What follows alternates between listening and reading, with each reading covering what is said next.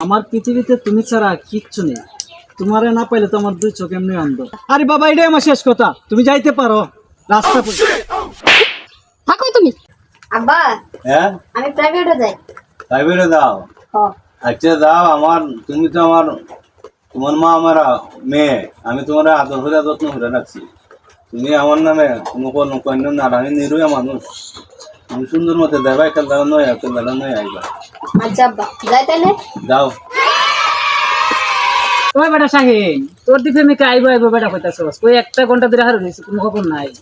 হ্যাঁ, আইবো ফোন দিতা সিরিয়াস হইতাছে না, মনে হয় যত সম্ভব বাপ আছে। আইবো, একটু ধৈর্য ধর, আইবো। আসুন, আইলে পরে তুই সাইডকে পিস, আমি দেখলে লজ্জা পাইতে পারে, বুঝছস? জান, সরি, আমার দেরি হয়ে গেছে, আব্বারে কই আইছি তো লেগে। আর খারাইতে এনে অনেক সময় হয়ে গেছে, তোমার খবরই নেই। যাক, চাচা কি কইছে তোমারে?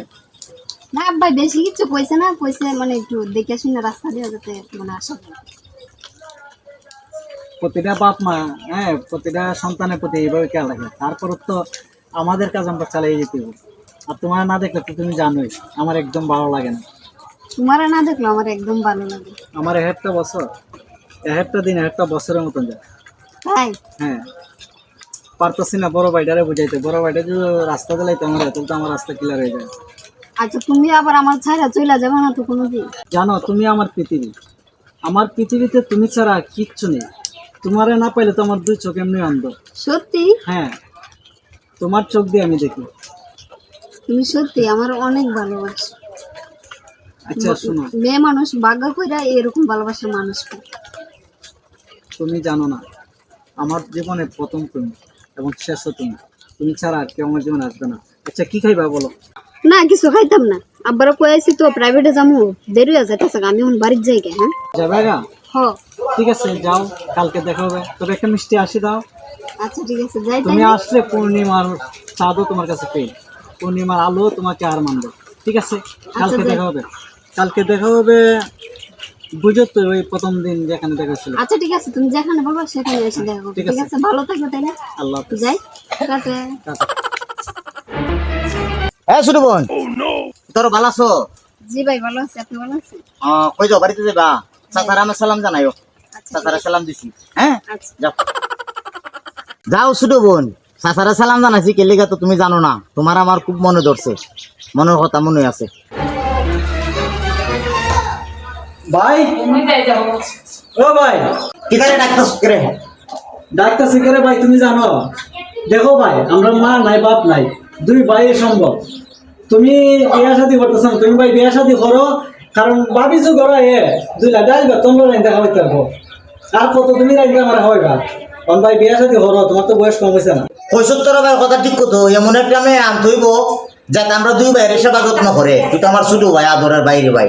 তোর যদি কোনো অশান্তি হয় আমার বিয়া শাদীর পরে, সে তো সমস্যা, বুঝছস না? ভাই, তোমার কোনো পছন্দ আসেনি? থাকলে আমার কো, আমি নিজে আলাপ নিয়ে যাবো। পছন্দ তো একটা আমার আছে রে ভাই, তোর তারা কেমনে হই? ভাই, তোমার যদি পছন্দ থাকে ভাই, তুমি আমার দ্বারা কম না একবার। ওই আমিরুদ্দিন চাচার মেয়েটা খুব ভালো, ভদ্র, চলাফেরা দেখলাম। আমি বিশ্বাস করি না। প্রেমের সমাধি ভেঙে তুমি পছন্দ করো? ভালো। তোমার পছন্দ হয়েছে? এক নজর দেখছিলাম, খুব ভালো রে, ভদ্র, খুব ভাষা, মিষ্টি ভাষা। এই জায়গাটা সারা ভাই বাড়াইলো না। না রে না রে, আসলে আমি বিয়া করতাম না রে।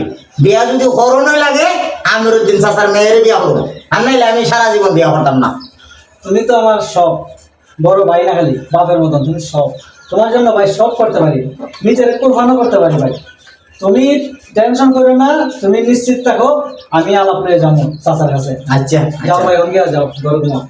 আয় আল্লাহ, কোন পরীক্ষা পড়লাম আমি? কি করে বাইরে কই যে আমি ওরে ভালোবাসি আর ওর পছন্দ করি?